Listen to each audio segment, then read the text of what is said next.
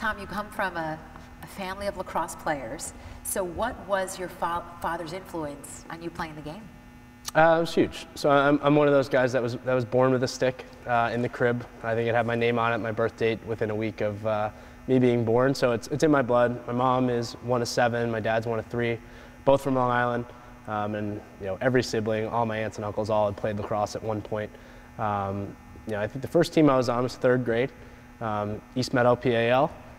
We were a pretty good team, but my dad coached me in that all the way through high school, and is still pretty involved in, he's not as a coach, but more as just another set of eyes on my game and my development. My cousin Scott's another person that I would point to as more of a brother / mentor. So I have a really good support system in the game, and then kind of beyond that as well. Now let's talk a little bit about Long Island lacrosse, because that's your background. Why do you see Long Island as one of the strongest areas of the country as far as the passion for the game and also the talent that comes out of Long Island lacrosse? I think it's just always been that way. I'm biased, but I would say Long Island is the hotbed of lacrosse in the U.S. I'd give upstate New York and Baltimore some credit as well. But I'm from Long Island. I'm a Long Island guy, and it's just always been that way.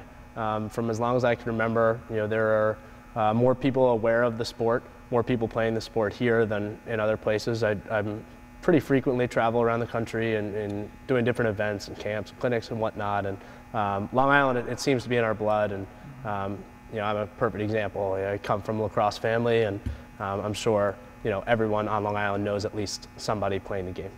For any of your teammates, whether it was in high school or guys that you met at Princeton, the way that they came to the game, what's different? Obviously, you mentioned the family. Here in Long Island, it's common for kids to at least try the sport, see how they are at it when they're younger. But are you starting to see younger, more youth players coming to lacrosse for different reasons? Sure, yeah. And like I said, I'm around the country and now in Canada as well a little bit. And there are different paths to the game. On Long Island, we have an advantage. It's part of our life for me personally, it's as long as I can remember. But one of the beauties of the game is you can get started late. It's not a sport where you have to be 6'5" to play, or you have to be physically off the charts. There are different ways to get into this game, whether it's creativity with your stick or you can rely on your athleticism. So it does allow people to get started a little later, and that's what you see in an area like Ohio where I play field lacrosse. You see some extremely talented players coming out of there that got started in 9th or 10th grade. So there are ways to do it, and I think a lot of people, mostly former players, are doing a really good job of growing the game throughout the U.S. Have you seen more youth, and you coach youth, right? You train some young kids. Yep. Have you seen them choosing lacrosse more over baseball now when you just compare like the spring seasons here in New York? I think on Long Island, yeah, for the most part.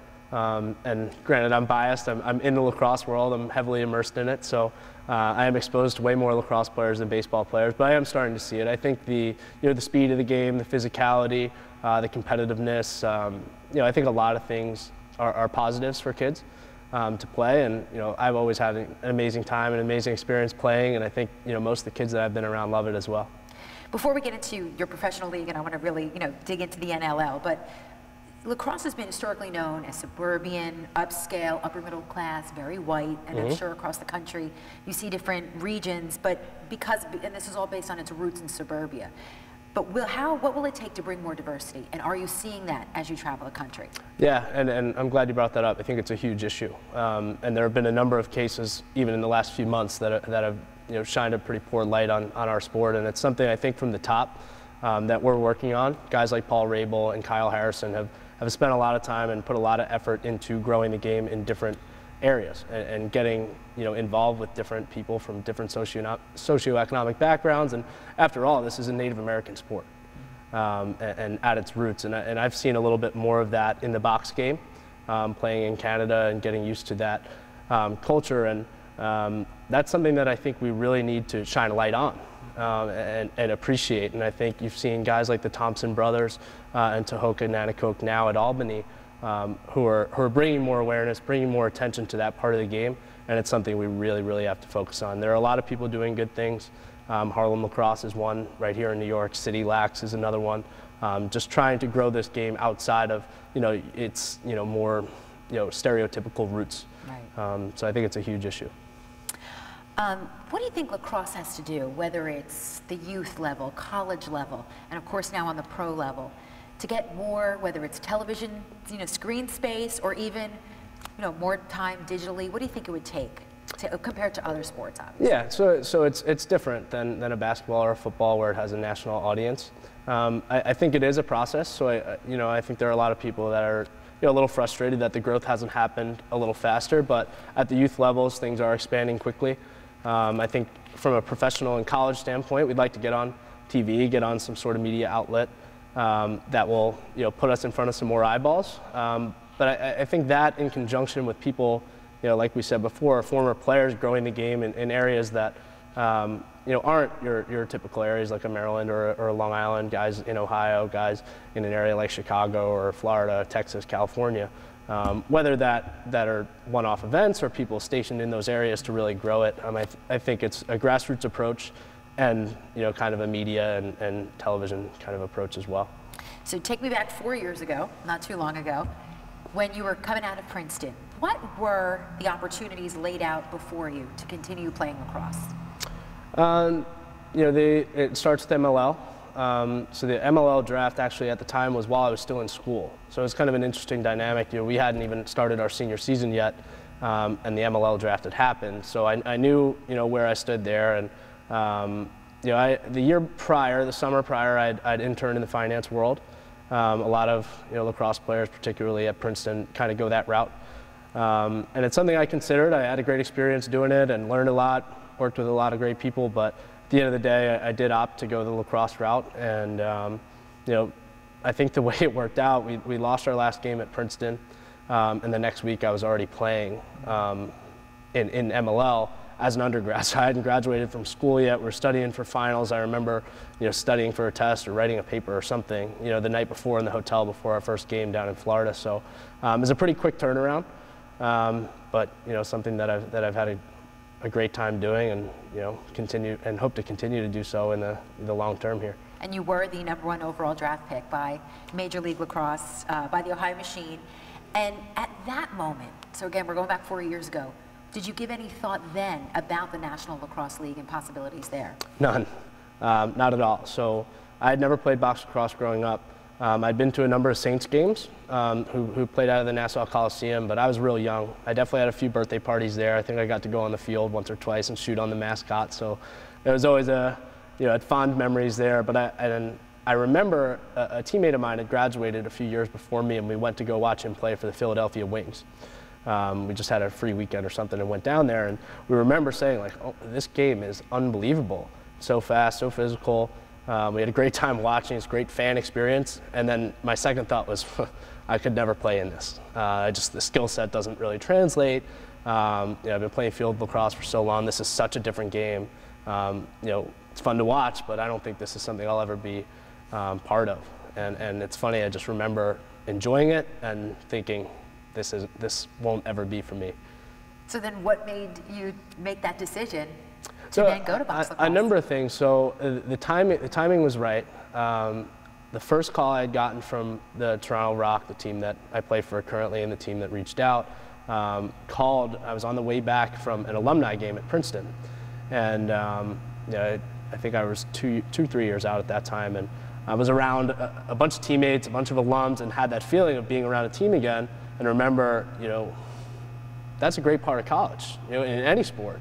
Being around your teammates, lifting together, studying together, whatever it is, it's just a bond unlike any other. And to get a small taste of that, and then get a call, within an hour, to have that opportunity again, to be a part of a team and to compete at a professional level. I was kind of in a spontaneous and optimistic mood, and returned the call, heard them out. Still wasn't overly confident that it would work out. They just said, we'd like to have you up for a tryout. Nothing, we have no expectations. This is our situation. They had had a few guys retire, a big injury on the offensive end, and they kind of took a chance. And I thought about it a little bit and decided if I was going to do it, I was going to go all in. And I watched a lot of film. They sent me a lot of clips, and I bought myself a box lacrosse goal and tried my best to figure some stuff out. And next thing I knew, I was headed to Pearson Airport to try out.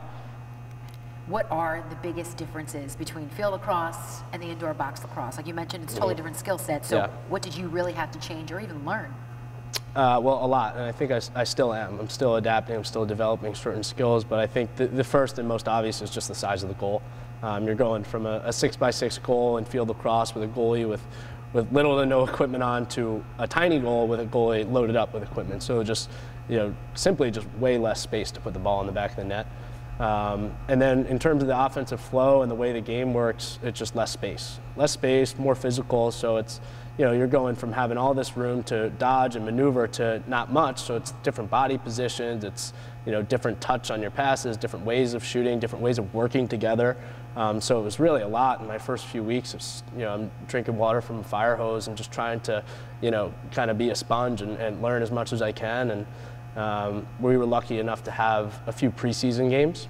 We played 3 preseason games, and without those, I don't think I would have made it through. It was just kind of a throw them into the fire kind of thing, and I was able to learn a lot in those couple games, and I'm sure it wasn't pretty, but I definitely developed a lot in that time frame.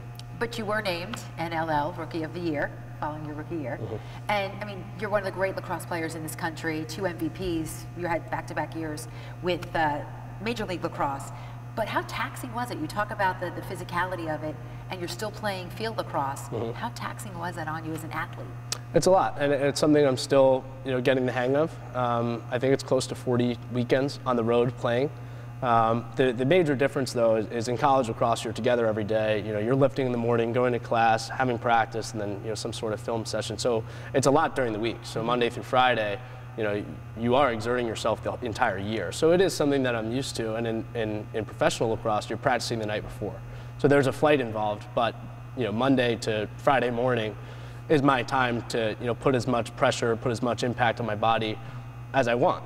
It's something that I've worked with Scott, my cousin at Thrive, to kind of get a handle on, and I've had to change from kind of your typical squat and bench press to to be a little bit more thoughtful about being ready for game day and taking care of my body in terms of recovery. So we've added some mobility, some more recovery stuff. We're still lifting some weights, but doing footwork and making sure that I'm ready to roll and making sure my body's in balance and there aren't any imbalances that would cause some sort of injury. So it's been different, but I think we have a pretty good grasp on it right now. And then during the National Lacrosse League season, you're playing in Toronto, but here you are, we catch up with you in New York. So how does your week shape up? How do you deal with that travel when you're in season? The one silver lining is my Delta Sky miles are through the roof right now, so I'm pretty happy about that. But typically you're flying out, and if the game is on Saturday, you're flying on Friday morning. We'll either have a walkthrough the night before or the day of, or both, depending on the week. Play Saturday night, fly home Sunday, usually run a clinic on Sundays, and then throughout the week, focus on my workouts, doing some coaching, doing some stuff off the field as well. It's an interesting lifestyle, but I really wouldn't have it any other way. We've seen so many different professional leagues, not just lacrosse and other sports, women's soccer, various leagues, different levels of soccer and lacrosse. Why do you think the NLL has survived 3 decades? I think it's all the product on the field, like we said before. Even I hadn't seen a box lacrosse game in years, and that game I went and watched for my teammate. Super exciting. So the speed of the game, the fact that the ball never goes out of bounds, it's so back and forth, it's so physical, there's so much creativity to it. I think that's what really keeps people coming back that are aware of the sport. And I don't mean to oversimplify things, because there are certainly more factors, but I think getting this game in front of more eyeballs and getting a larger audience to see the game will certainly be helpful. There are other things that are probably a bit above my pay grade, but I think the more people that see this game, the more people that will be interested, and the more people will get involved, and hopefully their kids will play, the parents and everybody else will watch. By the way, where do you fit in the national team in all of this? Our version of the Olympics is this summer, so the Field Lacrosse World Games in Israel is this July. So we had a tryout process over the last few years. They selected the team in January, and we're off to Israel in July. Does it help, because you're playing year-round, like you said, 40 weekends a year? Does that help you as well, just always be ready for that national team? Sure, yeah, and everyone's kind of in the same boat there. such a big part of lacrosse is being in shape and then having your stick work be sharp, whether you're an offensive player, defensive player, goalie, whatever it is. Just making sure your skills are refined and ready to go. And the fact that the timing works out, it's smack in the middle of our season. So everybody should be in shape, everybody should be ready to roll. And it's interesting balancing your pro team outside, pro team inside, world team. It's difficult to kind of differentiate, but like I said before, being a part of a team and working towards something together is one of the greatest feelings in the world. And to have 3 different teams to have that, it's a pretty good thing. As I'm talking to you, I can't even think of that you have a minute of spare time, but you mentioned your background in finance from college. And this is a sport where professional players do typically need to hold down a full-time job in addition to their playing and their lacrosse earnings. So what is your situation as far as that? Yeah, so I think there's been a little shift in the last 5 to 10 years where you have to have a traditional office job, whether it's real estate, finance, whatever it is, teaching, in addition to playing. But I think just because of the growth of the game, there are more opportunities within lacrosse to be more entrepreneurial. There are guys that run club programs, there are guys that work at larger high schools that run a more comprehensive program in areas like California or Texas that it runs almost like a mini college, so they're being paid a certain amount for that. The endorsements are another aspect of this. So for me, I have a couple endorsements, New Balance and Warriors, the main one that I've been signed with since college. My coaching I don't really have the itch to be a coach, but I really like the training and development aspect. And that's shifted since I've graduated. So I kind of started off like doing some lessons here and there, and that's become more of a business since then. In the process of launching something that will be more of a a robust event company, like kind of around the U.S. where I'll do some bigger events and maybe north of border in Canada as well. So I have enjoyed the opportunity to be entrepreneurial in lacrosse. Part of me wants to pursue something else at some point. I was lucky enough 3 years ago now, a teammate of mine from Princeton started his own venture capital firm out in Los Angeles, and I've been able to help him. So it's seed stage investments in Princeton-based technology companies. So I've been able to kind of have the playing, be able to train, do some coaching. So it's a fun and all over the place lifestyle, but I love it. What kind of impact now will this new NLL broadcast partnership with Turner Sports and Bleacher Report, what do you think the impact can be on the league and the players? I think it's a huge step. I was actually lucky enough to be there in person for the launch, which was a great experience in itself. But I think it goes back to what we were saying about what this sport needs, particularly the box game. And it's just this will expand the audience a little bit. To have the power and the resources that Turner and Bleacher Report have to kind of get the game out there on a bigger media platform, to get the game in front of a bigger audience, I think is huge. And it's still very early on, but I'm super excited to see what we can do with that platform and how the players can be helpful in that. The one thing that this game has, box and field, whatever it is, you have guys who are really passionate about growing it, whether it's through media or through coaching or through just starting new programs. That's something that I think this sport really has and really needs, as a niche sport that's not necessarily established nationally.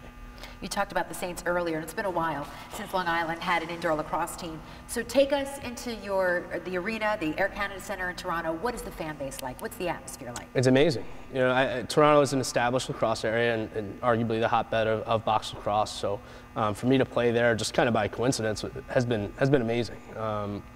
The fact that we're at the Air Canada Center, we have great ownership, we have great organization, we have a close to full building every time we play. It's incredible. Everything from your opening intros where you're coming out with the spotlight and all that to the goals, the whole game day experience is just a very professional one that is a ton of fun to play in. Where would you like to see the league go over the next 5 years? I'd love to see expansion.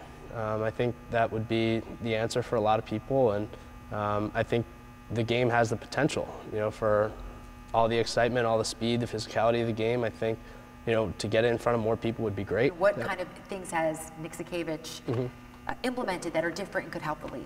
Yeah, so I mean, he's the only commissioner that I've had since joining the league, but from everything that I've heard, he's done great things. I've had the chance to have a number of conversations with him, and I think he's very growth-oriented, which is great, which is what I think the sport needs, and it's what I would love to see. I know he has some extremely ambitious plans to expand in the next 5 to 10 years, and I'm all for it. And I know the players are behind that, and I know the lacrosse world is ready for it, so I'm excited. And one of those rumored expansions is back in New York, back at the Nassau Coliseum. What would that mean to Long Islanders? I think it would be great. Going back to Long Island's role as a hotbed in lacrosse, I think I've seen personally, just being in the lacrosse world, the box game is growing at the youth levels. The kids love it; they go crazy for it. So I think to have a professional team where they can go and watch and see how the game is really played, I think would be great. And I think for your just casual lacrosse fan, field, box, whatever it is, I think they'd have a similar experience that I had in Philadelphia all those years ago. Of just, wow, like this game is extremely interesting. It's very different. It's still lacrosse, still a game I love, but this is a different version of it that I think I could really get behind as a fan. And these niche professional leagues are very big on marketing. Would it mean a lot to you to then play for a New York team? I mean, what would be sort of the impact and importance of that? I'm very happy in Toronto. But down the line, yeah, I think that would be something that would be cool. I've had an amazing experience in Toronto. I love being part of that hotbed in Canada. But at the same time, I think it would be a pretty cool experience to play. I grew up 5 minutes from Nassau Coliseum, and to be a part of that grassroots kind of push into growing box lacrosse in the U.S. and then even more specifically on Long Island. Tom, I'll get the exact numbers, but just from when you were playing at Princeton, when you think about Division I lacrosse, when you look at the numbers of kids that come out of Long Island high schools, I mean, what is it? Is it very obvious that it dominates? Where do you, besides Maryland and those Baltimore areas? Yeah, I just think there's a passion for lacrosse here, and I think that stems from kind of the historical roots of everyone's parents played, and I think and that growth from just other people seeing it, and I think on Long Island there's always been a stress that lacrosse is an important sport around here, and I think the training, the coaching, the level of play that these kids are being exposed to at a young age kind of lends itself to all that recruiting. And I just think there's been a major focus on it, and I think there's a different attitude toward it. It's not just something to do on the side. This is what they do, and kids take it extremely seriously. And then just final question, and I don't even know if you have the answer for this, but when you compare, you talk about the national team and the youth academy levels that develop these lacrosse players across the country, is it similar to what they're trying to do in boys soccer? And they've been successful in women's soccer. Clearly you see the championships, the World Cups that the women have won. They're struggling on the men's side. Where does lacrosse stand with their academies developing these players that are ready for Division I schools and national prominence? I think just based off the dynamics of professional lacrosse and the economics behind it, I think there are a lot of guys who currently play that go and coach and that go and develop the youth players. So I think they're being exposed to high-level coaching. And that's not specific to Long Island and Maryland and upstate. Like, I think you're getting guys all over the place. The example I've used a few times now is in Columbus, Ohio. I know a number of current pros, former pros that are doing great things there. You see it north of the border in Canada as well. I think guys are really dedicated to kind of leaving their mark on the sport through developing the next generation. So I think that's something that lacrosse is very strong at, and I think it'll have a huge impact going forward.